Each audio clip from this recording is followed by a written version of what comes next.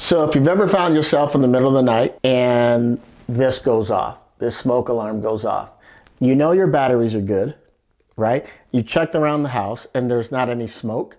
What the problem probably is, those little grills right there, they have dust in them.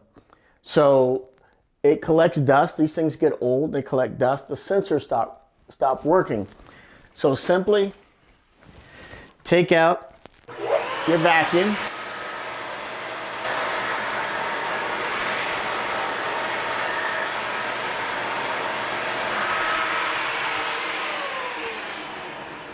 Vacuum all your grills and it should go off.